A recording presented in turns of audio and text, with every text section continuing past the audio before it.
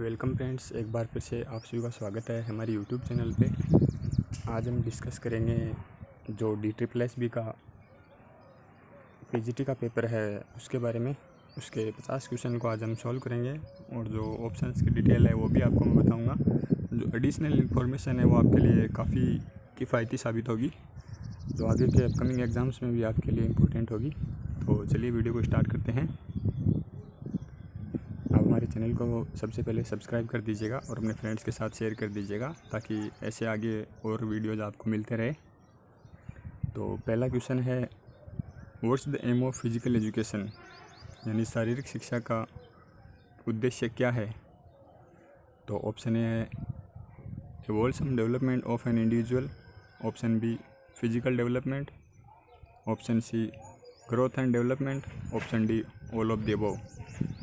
हिंदी में बात करें तो शारीरिक शिक्षा का उद्देश्य क्या है, यह व्यक्ति का संपूर्ण विकास। ए ऑप्शन इसमें राइट होगा, क्योंकि इसमें शारीरिक विकास भी आ जाता है, वृद्धि और विकास भी आ जाता है, मानसिक विकास भी आ जाता है, सभी आ जाते हैं। तो इसमें जो संपूर्ण विकास है, व्यक्ति का सर्वांगीण विकास है, ये फिजिकल एजुकेशन का मेन उद्देश्य है, मेन एम है। दूसरा क्वेश्चन है, the body which controls the participants of the Indian teams in Olympic games, यानी ओलंपिक खेलों में भाग लेने के लिए भारतीय टीमों को नियंत्रण कौन सी संस्था करती है। तो ये है IOC, IOA, OCA। इसमें जो राइट आंसर होगा वो होगा IOA, यानी इंडियन ओलंपिक एसोसिएशन। ये जो है ओलंपिक खेलों में भाग लेने के लिए भारतीय टीमों को नियंत्रण करती है। इसके बाद में थर्ड क्वेश्चन है, the first modern Olympic games were held in the year, यानी पहले आधुनिक खेल किस वर्ष आयोजित किए गए थे। Option A 1896, option B 19, option C 1904 और option D none of the above. तो इसमें जो राइट आंसर होगा वो ए होगा। 1896 में पहले modern Olympic Baron Pierre de Coubertin के द्वारा स्टार्ट किए गए थे। नेक्स्ट क्वेश्चन है, व्हेन वाज IOA फॉर्म्ड, यानी इंडियन ओलंपिक एसोसिएशन की स्थापना कब हुई। जो भारतीय ओलंपिक परिषद है उसकी स्थापना के बारे में पूछा है। तो option A 1925, option B 1926, option C 1927, option D 1928। इसमें जो सी है वो राइट आंसर होगा। 1927 को IOC की स्थापना हुई थी।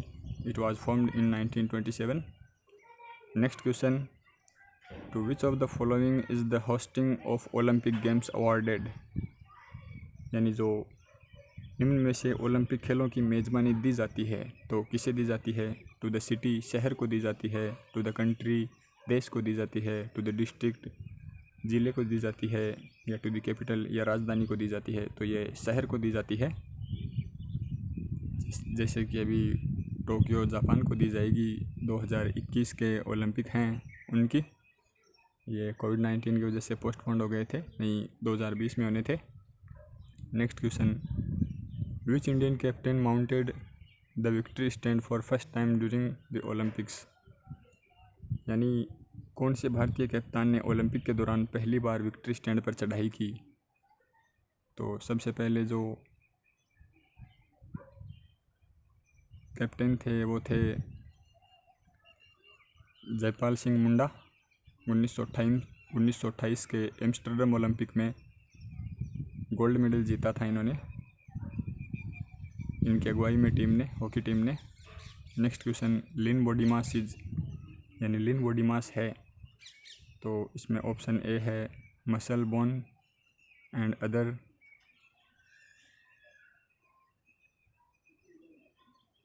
Non fatable tissues. Second option है fatly tissues of the body, option C total body weight, option D none of the above. Hindi में बात करें तो लीन बॉडी मास है शरीर की पेशी, हड्डी और दूसरे वसा रहित टिश्यूज़, शरीर में वसा भरित टिश्यूज़, शरीर का कुल वजन और ऊपर में से कोई नहीं।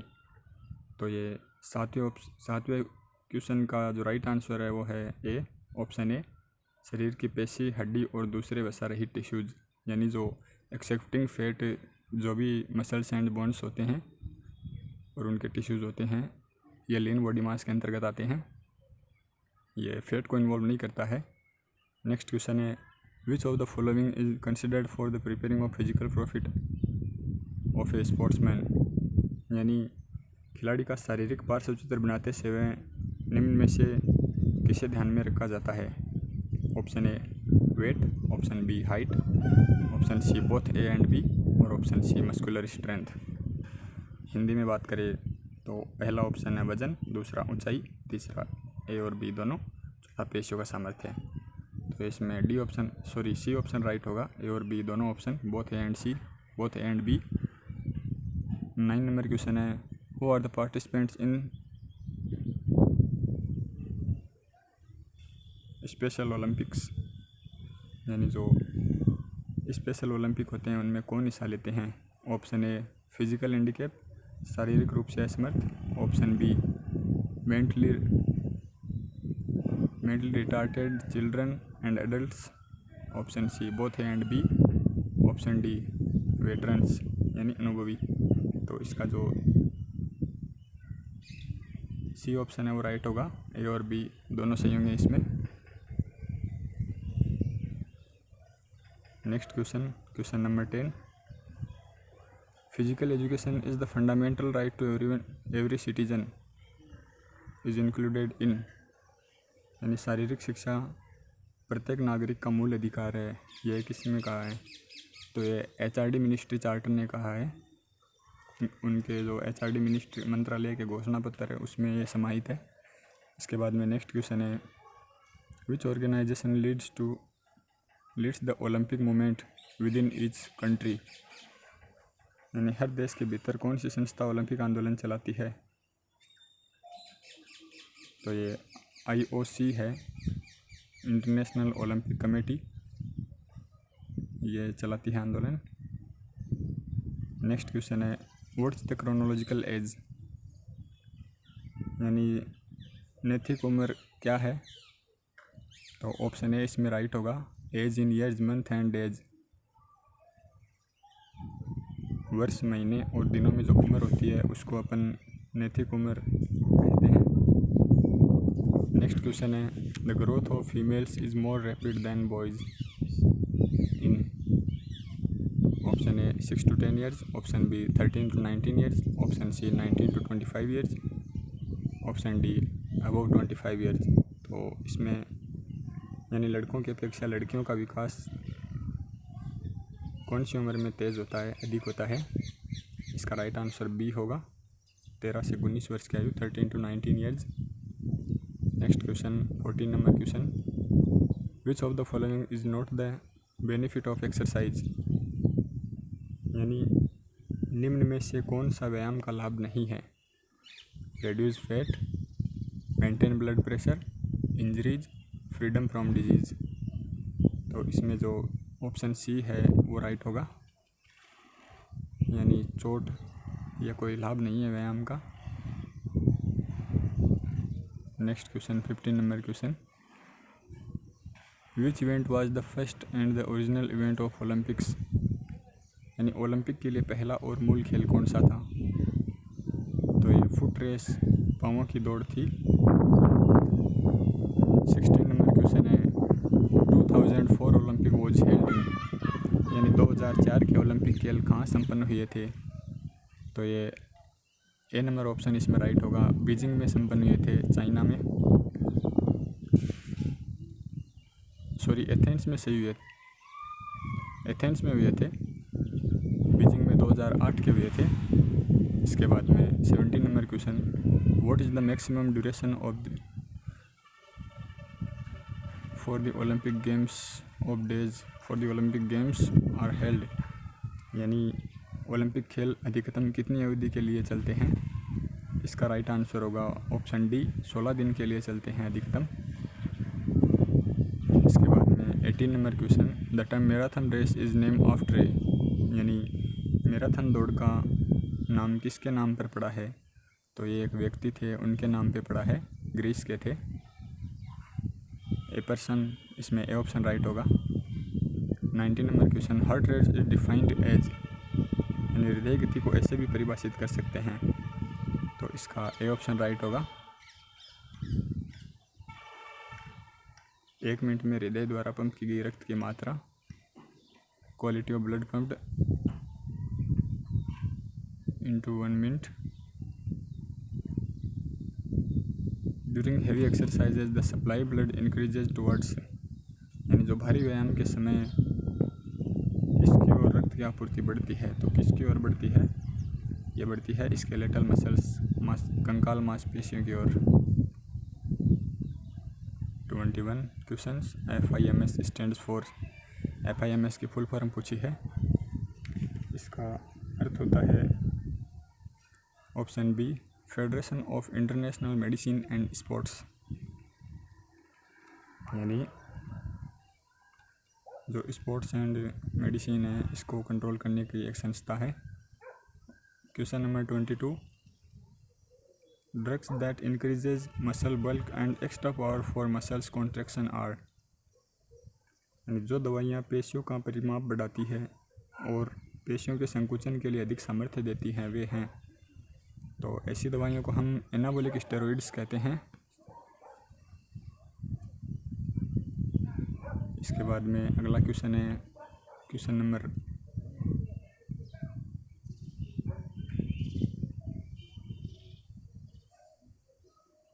23, sports injuries can be minimised by, यानी खेल की चोटों को इससे न्यूनतम की जा सकती है या इसके जरिए से किस माध्यम से कम किया जा सकता है। तो इसका पहला ऑप्शन ही ए ही राइट होगा, मसाज यानी मालिश के द्वारा अपन चोटों को कम कर सकते हैं।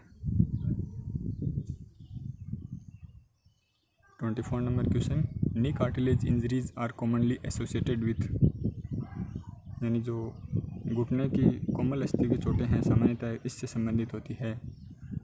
तो ये स्विमिंग, रोविंग, बॉक्सिंग इनसे संबंधित नहीं होती है, फुटबॉल से संबंधित होती है। ऑप्शन डी इसका राइट आंसर होगा, क्योंकि फुटबॉल में ही सबसे ज़्यादा नी इंजरी की संभावना रहती है।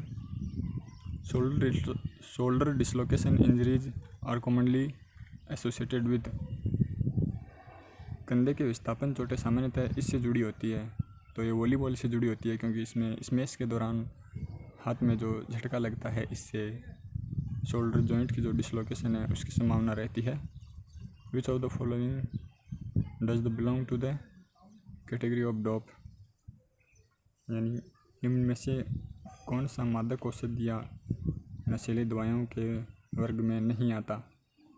तो ये निकोटीन है वो इसमें नहीं आता है, डोपिंग में नहीं आता है, क्योंकि निकोटीन जो सिगरेट में पाया जाता है वो होता है।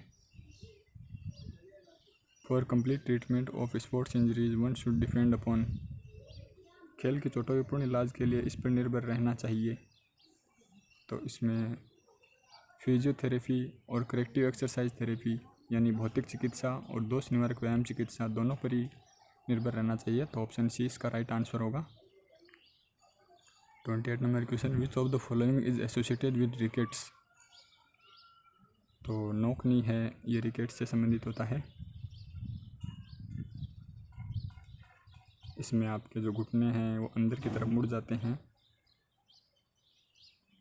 इसे जेनुवेलम भी कहते हैं। Stress fracture is commonly among the, तनाव के कारण भंग इनमें सामान्य है।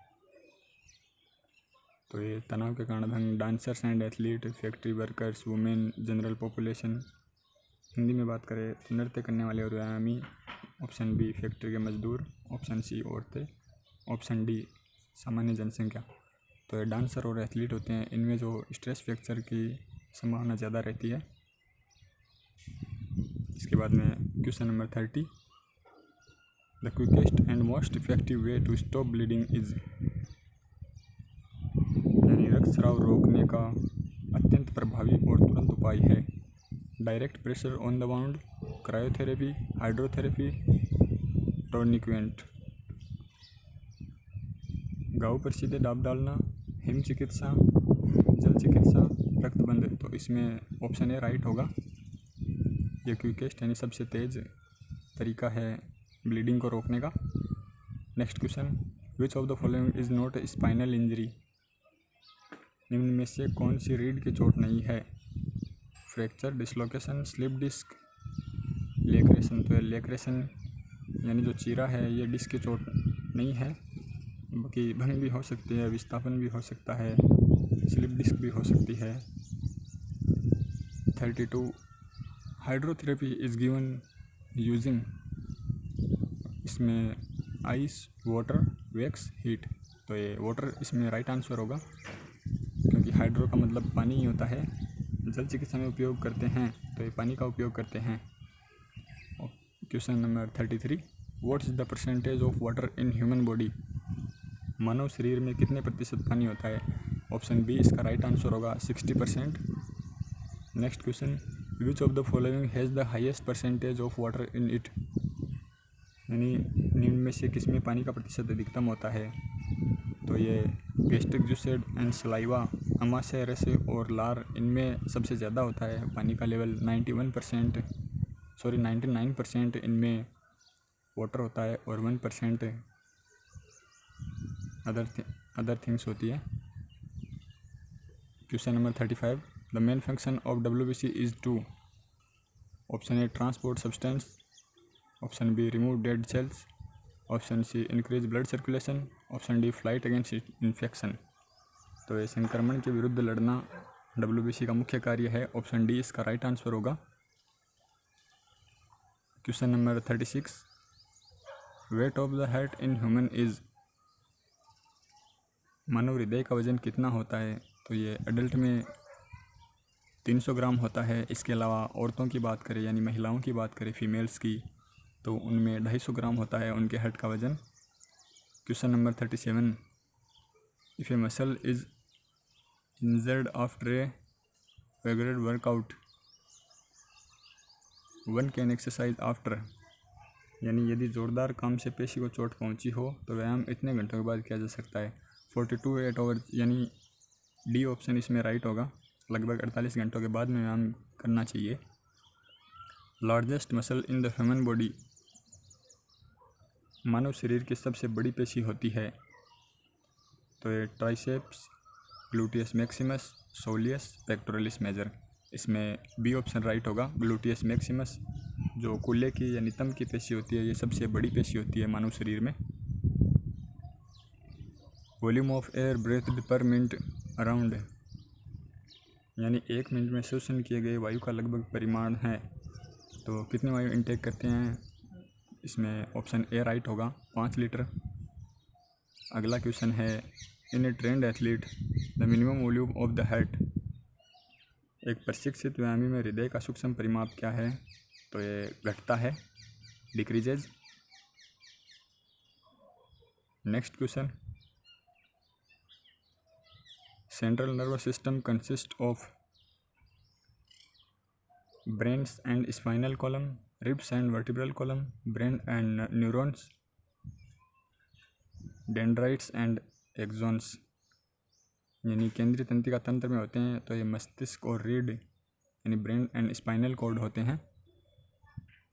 Question number 42, which of the following is required for clotting of blood, रक्त का थक्का जमाने के लिए कौन सी चीज़ आवश्यक है?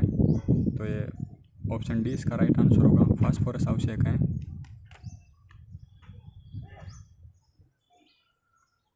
Name the protein present in the muscles fibres, मांसपेशी रेसाओं में बसा हुआ प्रोटीन कौन सा होता है? तो ये एक्टिन और मायोसिन दोनों प्रोटीन ही होते हैं। ऑप्शन सी इसका राइट आंसर होगा। एक्टिन को थिक फिलामेंट कहते हैं और मायोसिन को थिन फिलामेंट यानी जो मोटे तंतु होते हैं उनकी संज्ञा दी जाती है। 44, the respiration of the cell is controlled by, यानी जो कोशिका का श्वसन है यह किसके द्वारा नियंत्रित किया जाता है? तो ये माइटोकॉन्ड्रिया के द्वारा नियंत्रित किया जाता है। The controlling centre of the cell is, कोशिका का नियंत्रण केंद्र है तो ये न्यूक्लियस होगा यानी केंद्रक। Question question number 46, which of the following is the largest gland? निम्न में से कौन सी सबसे बड़ी ग्रंथि है? तो इसमें लीवर जो है सबसे बड़ी ग्रंथि है, और पिट्यूटरी यानी पीयूष ग्रंथि जो है वो सबसे छोटी ग्रंथि है, जिसको मास्टर ग्लैंड भी कहते हैं। और हाइपोथैलेमस ग्रंथि जो है वो मास्टर्स ऑफ मास्टर ग्लैंड कहलाती है, यानी मास्टर ग्लैंड के भी master gland. Next question, type of energy used in playing football is? यानी फुटबॉल खेलते समय कौन सी ऊर्जा का उपयोग किया जाता है?